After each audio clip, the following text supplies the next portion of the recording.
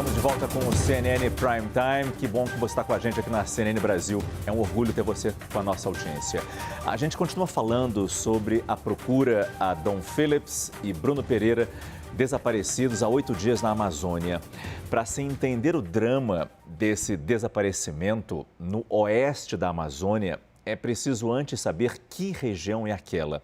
Para isso, eu converso com Soraya Zaiden, auxiliar de coordenação da União das Organizações Indígenas do Vale do Javari, a Univaja. Soraya, muito obrigado pela sua presença ao vivo aqui no nosso CNN Prime Time. Nós mostramos há pouco, você deve ter assistido, não é novidade que aquela área do Vale seja foco de crime. Quando que os primeiros casos de violência começaram a ser registrados, Soraya? Boa noite.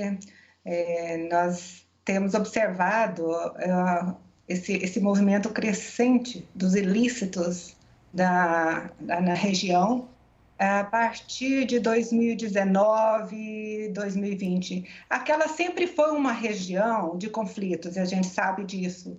Mas, nesses últimos anos, a gente tem assistido a um número cada vez crescente, mais crescente, do número de invasões à terra indígena. As apreensões, algumas vezes acontecem sempre com quantidade, com volume muito grande de caça, de peixes, e a gente tem visto isso com muita recorrência, principalmente nesse ano de 2020, 2021, e a cada dia a gente vê isso aumentando. E além dos atos de violência, tem as ameaças. E não digo só, claro, apenas a Dom e Bruno, mas a todos que trabalham naquela região. Essas ameaças têm resposta dos órgãos, FUNAI, órgãos de proteção? Que tipo de queixa é feita e qual é a resposta? Olha, a gente tem visto também isso aumentar, né? Desde ameaças anônimas até mesmo algumas ameaças que aconteceram com violência no centro da cidade de Atalaia, por exemplo. Nós tivemos pessoas da Univaja, membros da Univaja, sendo confrontados por pescadores que se sentiam impedidos de continuar com as atividades ilícitas que a gente já tinha repreendido. As notificações foram várias, diversas em vários períodos. Protocolamos junto ao Ministério Público, sempre seguido de relatórios, com algumas comprovações por meio de fotos, por meio de registros de toda a natureza. Mas, infelizmente, nós não tivemos nenhuma medida efetiva que inibisse essa ação, que pudesse passar alguma sensação de que haveria alguma punição no caso da continuidade ou aumento até daquela tensão que a gente percebia que já estava acontecendo. Agora, Soraya, fora o risco de vida evidente para os indígenas, qual pode ser o impacto dessa circulação criminosa pelo Vale do Javari para as comunidades, especialmente as comunidades isoladas que ali ficam?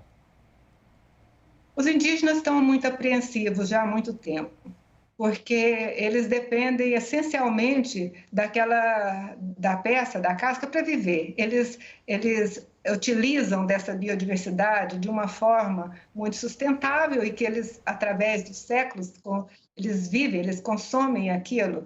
E essa pesca predatória, essa caça da forma que ela acontece, sempre em volumes, em quantidades enormes, sempre preocupou muito os indígenas. Além do que, ele sempre esse tipo de ilícito atrai outros ilícitos.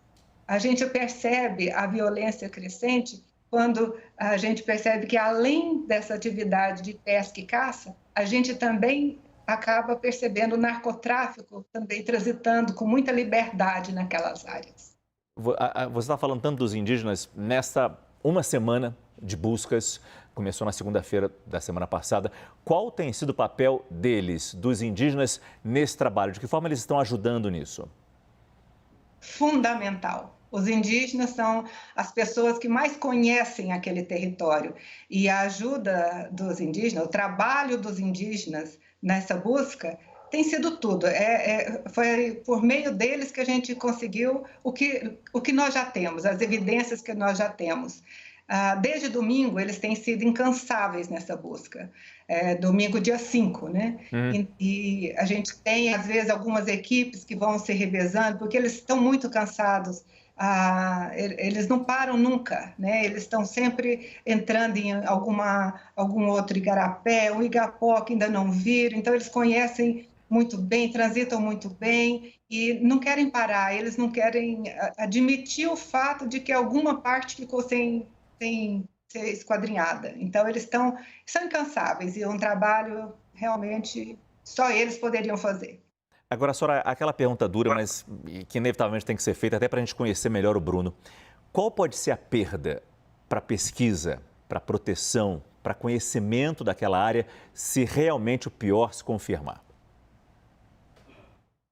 Bem, assim, já num primeiro impacto, né, os indígenas e nós também, a gente já sabe que seria uma perda lastimável. Não são muitas pessoas que se animam a enfrentar uma realidade como aquela. A gente nem poderia esperar que fosse uma pessoa que não tivesse o conhecimento que o Bruno tem, a experiência que o Bruno tem. Não são muitas pessoas com quem a gente pode contar.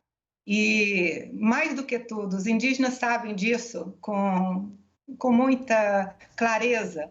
Eu até cito uma mensagem que eu recebi de um indígena, né, que quando se configurou esse desaparecimento e quando os dias que foram passando já deixaram as esperanças bem pequenas, um deles fez um texto dizendo assim: estou muito triste, com o desaparecimento de Bruno, nós também desaparecemos um pouco.